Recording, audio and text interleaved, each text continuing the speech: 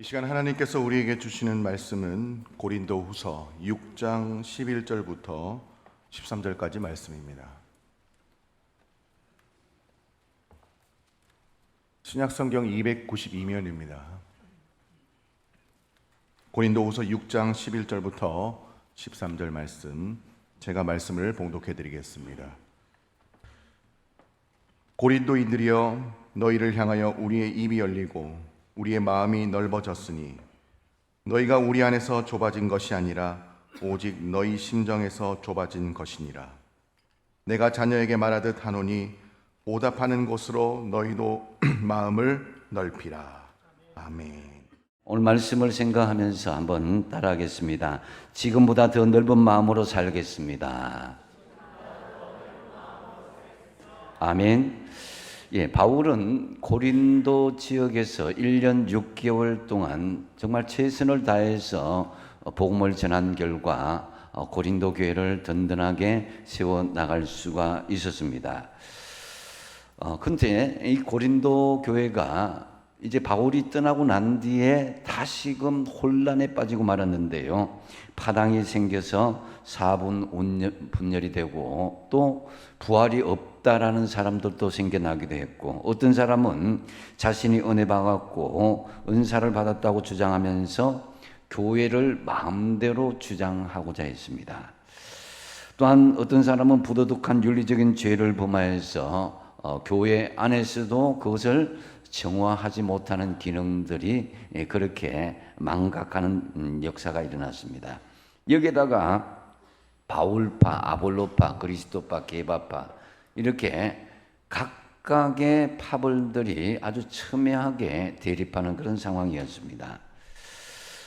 고린도 교회는 은사가 풍부한 교회였고 언변과 모든 지식에 풍족한 교회였지만은 동시에 너무나 갈등이 많았던 교회였다라고 할 수 있습니다.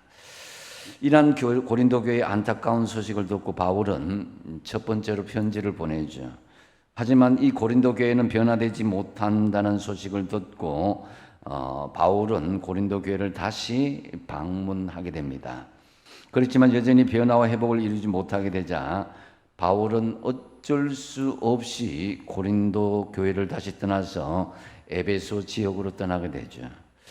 에베소에서 들려오는 소식은 여전히 교회가 회복되지 못하였다. 그 소식을 듣고 눈물로 간곡하게 그들을 호소하며 편지를 쓰고 그들에게 보냈습니다. 이것을 눈물의 편지다 하는데 이 눈물의 편지는 지금 분실되어서 찾을 수가 없습니다. 근데 이제 이 눈물의 편지를 받고 난 뒤에 고린도 교인들이 큰 변화가 일어났습니다. 변화의 조짐이 일어났고 회복과 치유가 되기 시작했는데요.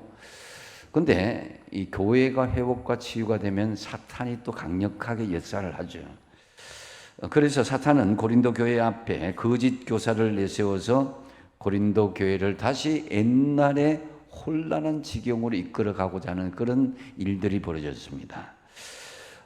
심지어는 바울의 사도권을 거부하고 바울의 말씀이 그렇게 온전하지 못하다 이렇게 바울이 보낸 편지는 진리가 아니라고 가르치고 바울이 가르친 모든 신앙생활들이 잘못된 것처럼 떠들고 다녔습니다. 이에 바울은 고린도 교회 안에 이런 안타까운 일이 벌어지고 있다는 소식을 듣고 다시 한 번 더 고린도전서, 눈물의 편지, 오늘 본문 고린도 후서를 이렇게 기록하여서 보내게 된 것입니다. 사도 바울이 고린도 교회에 보낸 세 번째 편지, 이 고린도 후서, 이 내용을 통해서 거짓 교사의 주장을 단호하게 꾸짖고 질서를 잡고자 했습니다. 그리고 고린도 교회 성도들 향해서 더 온전한 신앙 생활을 위해서 마음을 활짝 열 것을 간곡하게 요청하고 있습니다. 13절 말씀인데요. 내가 자녀에게 말하듯 하더니 보답하는 것으로 너희도 마음을 넓히라. 내가 너희들을 영적인 자녀로 사랑으로 이렇게 양육했으니까 너희들이 나에게 효도를 하는 보답하는 마음으로 너희도 마음을 좀 넓혀보라는 거예요. 사탄은 고린도 교회 성도들의 마음을 자꾸만 좁혀 놓았죠. 진리를 볼 수 없게 좁혀 놓았고, 하나님의 뜻을 깨달을 수 없게 좁혀 놓았고, 또 성도들의 시각을 아주 편협하고 아주 좁은 시각으로 좁혀 놨습니다. 아무리 우리가 힘들고 어렵더라도 하나님의 자녀된 우리 성도들은 넓은 마음으로 우리가 신앙생활을 해야 되지 않겠습니까? 오늘 본문에는 이 내용을 짧은 구절이지만 이 세 가지 중요한 질문이 우리에게 던져지는 것을 볼 수가 있습니다. 먼저 첫 번째는 보면은 숨김이 없는 열린 자세를 가졌는가라는 것을 우리에게 묻고 있습니다. 11절에 보면은 고린도인이여 너희를 향하여 우리의 입이 열리고 우리의 마음이 넓어졌으니라고 말씀합니다. 이 11절 말씀의 공동 번역을 보면 조금 쉽게 이 말씀을 이해할 수가 있는데요. 고린도의 교회 여러분, 나는 여러분에게 숨김없이 다 말하였고 내 마음은 여러분에게 활짝 열려 있습니다. 여기서 우리의 입이 열리고라는 말은 어떤 비밀도 없고 숨김이 없이 다 말한다는 거죠. 그리고 우리의 마음이 넓어졌으니 이 말은 바울이 어떤 잘못도 포용할 수 있는 열린 마음을 가지고 대하겠다라는 것입니다. 이 말씀을 통해서 우리는 사도 바울의 인격과 신앙을 잘 엿볼 수가 있습니다. 분명히 고린도 교회 성도들은 거짓 교사의 게임에 빠져서 바울에게 온갖 험담과 비난을 부었습니다. 바울은 여러 고린도 성도들의 모습을 보면서 정말 마음이 편치가 않았죠. 자기가 개척한 교회 성도들이 자기를 그렇게 매도하고 그렇게 비난하는 것에 대해서. 이 고린도 교회 성도들은 사실 바울이 자식처럼 사랑했던 그런 사람들이었습니다. 그런 사람들에게 배신을 당했으니 바울의 마음은 정말 아프고 또 아플 수밖에 없었습니다. 분명 바울이 고린도 교회 성도들을 용납하고 이해하는 일은 쉽지 않았습니다. 그도 인간이기 때문이죠. 하지만 바울은 고린도 교회 성도들에게 마음의 문을 열고 그들에게 어떤 숨기는 것도 없이 거짓 없이 대화하고 어떤 잘못도 포용할 준비가 되었다. 이렇게 선포를 합니다. 여러분, 바울이 왜 고린도 교회 성도들의 마음이 닫혀 있다는 것을 분명히 알았으면서도 먼저 숨김없이 내가 마음문을 열겠다고 말했을까요? 그것은 바울마저 마음이 좁아서 마음의 문을 닫고 꽁하고 숨기게 되면은 그 문제는 절대로 해결될 수 없다는 것을 알았기 때문입니다. 과거 우리나라의 역사를 되돌아보시면은 조선 500년 역사는 닫힌 역사였죠. 중국이 만리장성을 쌓아놓고 열린 세계 문명을 받아들이는데 굉장히 늦었는데 우리도 그것을 본받아서 중국에 대한 4대와 쇄국 정책으로 세계를 향하여서 문을 개방하지 않았습니다. 이때만 제대로 세상을 향하여서 열린 자세를 우리나라가 가졌더라면 일제강점기는 우리에게 오지 않았을 것입니다. 세상은 달라지고 있는데 조선시대는 문을 닫힌 우물한 개구리식으로 자기들끼리 비교하고 서로 질투하고 배타심으로 서로 견제를 하기 시작했습니다. 그래서 북인, 남인, 노론, 소론 등으로 나뉘어서 서로 파벌 싸움을 심하게 하다가 결국 자기들끼리 질멸하고 말았던 것이죠. 여기서부터 오늘날의 족벌과 학벌, 지연을 중요시하는 풍토가 비롯되었던 것을 볼 수가 있습니다. 도토리키젤이란 말대로 비슷한 그런 부류끼리 약간의 차이를 강조하면서 서로 편가르기를 좋아하는 풍토를 만들어 놓았던 것입니다. 그래서 여러분 신앙을 가진 사람일지라도 요즘 보면은요, 신앙보다도 사상과 정치적인 성향이 더 앞서는 것을 보면요, 때로는 무섭다라는 생각을 하게 됩니다. 왜냐? 2000년 전에 예수님을 십자가에 못 박으려 하는 그 군중들의 무리가 그랬기 때문입니다. 자꾸 내 생각만 마음에 가득 채우면은 우리 마음은 점점 좁아지고 옹졸해질 수밖에 없습니다. 그러므로 우리 마음에 하나님의 마음을 채우고자 힘쓰십시오. 이사야서 55장 9절 말씀 같이 한번 읽어보겠습니다. 시작. 이는 하늘이 땅보다 높음 같이 내 길은 너희의 길보다 높으며 내 생각은 너희의 생각보다 높음이니라. 아멘. 우리는 비록 편협하고 좁은 옹졸한 마음을 가졌을지라도 하나님의 마음을 품게 되면은 하나님의 마음처럼 더 깊고 넓고 높은 생각을 가지게 될 수가 있게 될 것입니다. 그래서 내 생각의 우물에 갇혀 있지 말고 하나님의 생각을 우리 마음에 담아서 하나님의 넓은 세계로 들어가야 그 삶의 시각들이 달라지게 될 것입니다. 어떤 꼼수나 숨김이 없이 열린 자세로 마음을 더 넓히시기 바랍니다. 문제가 해결되지 않는다. 어떤 사람이 변화되가 된다. 불평하기 전에 내 마음을 여는 것이 중요합니다. 두 번째 우리에게 주시는 질문은 옹색한 마음은 나에게 없는가입니다. 12절 말씀이 그것인데요. 너희가 우리 안에서 좁아진 것이 아니라 오직 너희 심정에서 좁아진 것이다 그랬습니다. 이 옹색하다는 말은 한글의 의미는 필요한 것이 없거나 모자란 몹시 어렵다 아니면은 답답할 만큼 비좁다라는 그런 의미입니다. 12절 말씀에 또 공동 번역에 살펴보면요 더 쉽게 이해할 수 있는데 여러분을 대해 한번 같이 한번 읽어보겠습니다. 시작. 여러분을 대하는 우리의 마음이 옹색한 것이 아니라 여러분이 자기 마음을 스스로 옹색하게 만들었습니다. 자, 바울은 고린도 교인들의 마음이 옹졸한 것은 스스로 마음을 옹졸하게 만들었기 때문이라는 거죠. 그 환경이나 어떤 사람이 옹졸한 것이 아니라 너희들 스스로 옹졸한 심정으로 마음이 좁아졌다는 것입니다. 고린도 교인들이 마음의 고통을 받는 것, 고린도 교인 자신들이 마음을 좁게 했기 때문이다라는 거죠. 사람들은 자기에게 주어진 길을 가면 되는데 자꾸만 보면은 비교하고 나보다 잘나면 질투하고 또 나보다 못나게 되면은 멸시하는 그런 옹졸한 마음이 있다라는 것입니다. 여러분, 소는 이제 풀을 뜯어 먹죠. 여물을 먹고. 근데 이 소는 이 산에서 고기를 잡아 먹는 사자를 부러워하지 않습니다. 여물 먹고 풀 뜯어 먹고도 땀 흘리면서 자기 할 일 다 하는 게 소죠.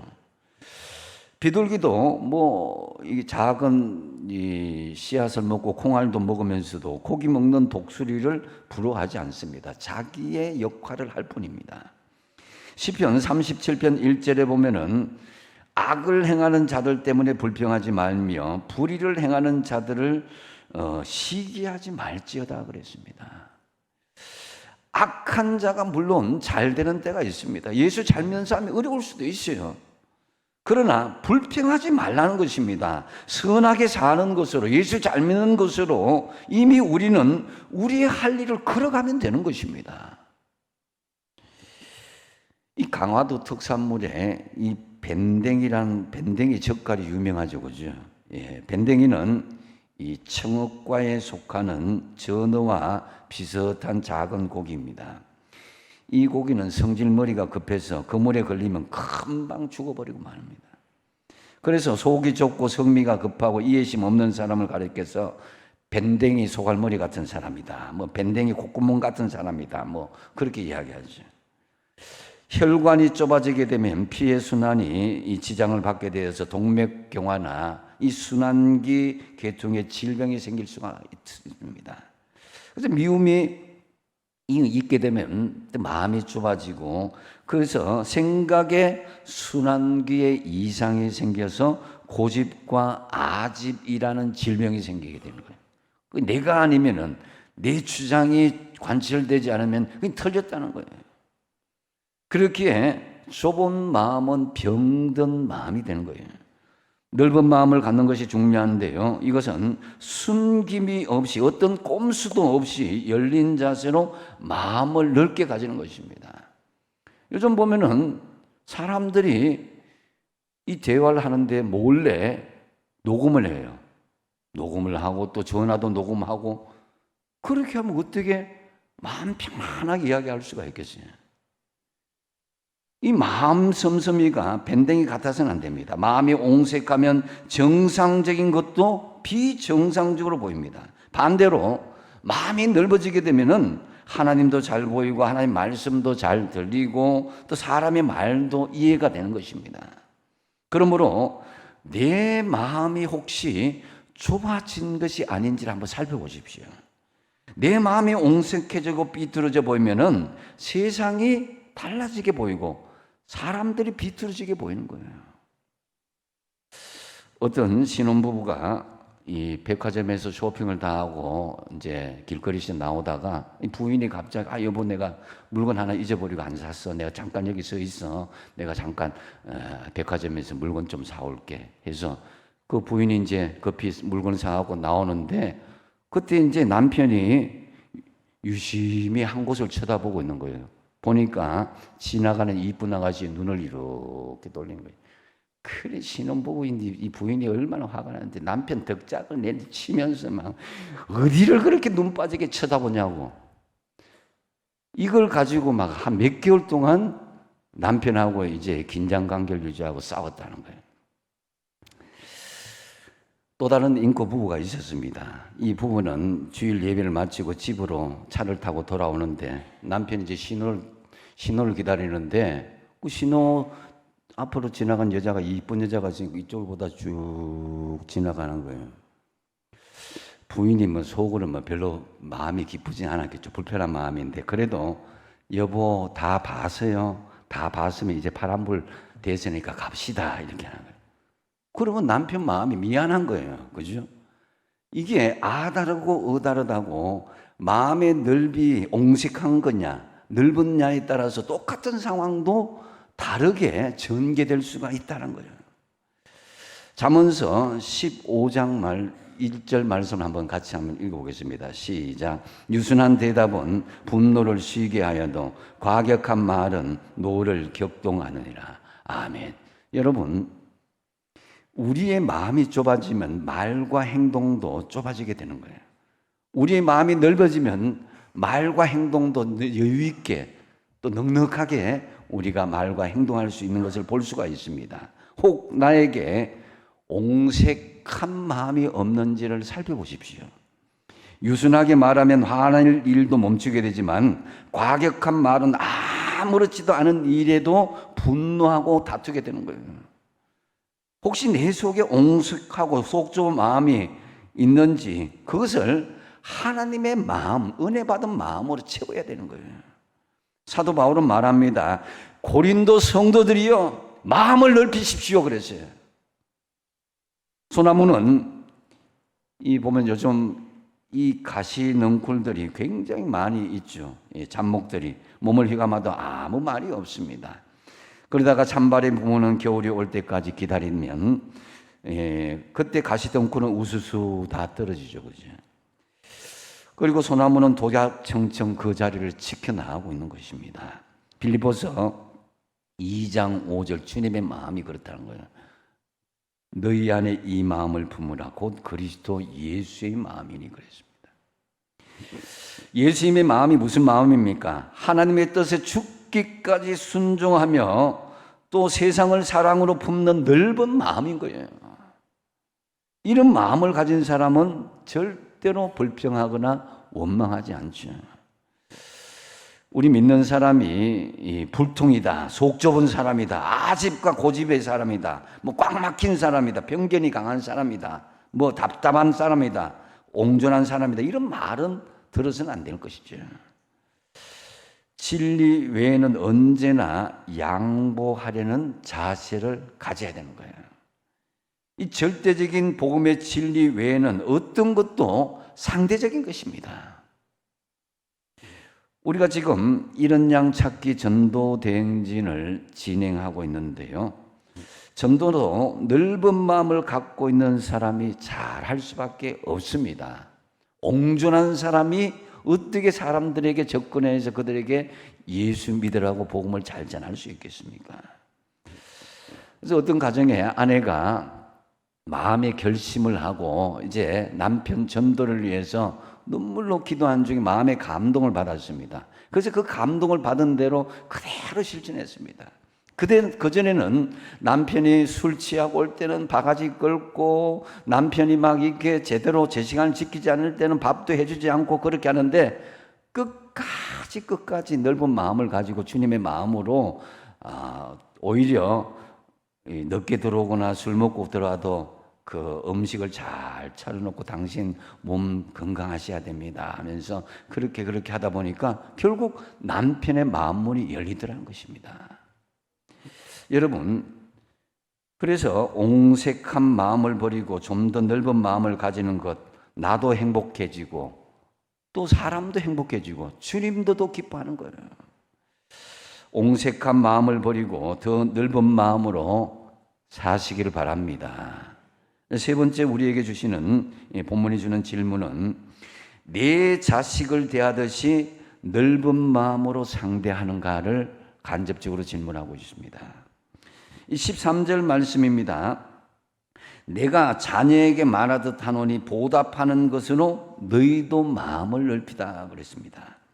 바울은 부모가 자기 자녀들을 대하듯이 고린도 교인들에게 정성을 다해서 부모가 자식을 사랑한 마음으로 그들에게 복음을 전하고 잘 양육을 했죠. 그래서 고린도 교인들이 영적으로 낳은 자녀들이기 때문에 내가 너희들에게 한 것처럼 너희들도 부모에게 보답하는 마음으로 좀 마음을 좀 넓혀보라, 이렇게 이야기하는 거예요. 그래서 여러분도 이 마음을 넓히라고 호소한 이 말씀에 우리 스스로 생각해 볼 것이, 내 자식이라면 이해가 되고 수용이 되고 다 넓은 마음으로 판단하잖아요, 그죠? 근데 다른 사람은 그런 잣대가 아닙니다. 여러분의 딸과 며느리가 어떤 입장으로 보여지고 있고, 여러분의 아들과 사위가 어떤 입장으로 보여지고 있습니까? 자식은 모든 것이 오케이인데 때로는 사위나 며느리는 이게 아닌데 하면서 가만히 생각해 보면 그 속에 진정으로 내 딸과 내 아들 같은 심정으로 대하지 않을 때에 그렇게 될 수 있다는 거죠. 그렇기 때문에 우리는 내 자식처럼 대할 때에 다 수용이 되는 넓은 마음을 가질 수 있다는 것입니다. 자식이 아무리 잘못을 해도 부모는 다 넓은 마음으로 받아주는 거예요. 이 부모는 자식의 잘잘못을 떠나서 먼저 마음을 넓히며 상대하는 사람이죠. 철부지 자녀, 사춘기 자녀, 삐져 있는 자녀, 문 닫고 있는 자녀, 게임만 하는 자녀, 대화하지 않는 자녀, 부모들은 어떻거나 말거나 인자하고 정말 다함이 없는 그 사랑으로 넓은 마음으로 자녀를 상대해 줄 때 자녀가 결국은 그 부모의 사랑을 알고 돌아오게 되는 거죠. 여러분, 마음이 옹졸하고 좁아진 부분이 없는지 한번 되돌아보면서 상대방을 아버지, 어머니 심정으로 이제 내가 자식을 대하듯이 넓은 마음으로 이유와 조건 없이 품어주고 한번 사랑해 보십시오. 그러면은 그 사람과의 관계도 물론이구나, 묶여진 그런 관계가 풀려지게 될 것입니다. 미국의 유명한 이 역사 화가인 이 벤자민 웨스트라는 사람이 있습니다. 19세기 초에 이분이 활약을 해서 많은 역사적인 그림을 그렸는데요.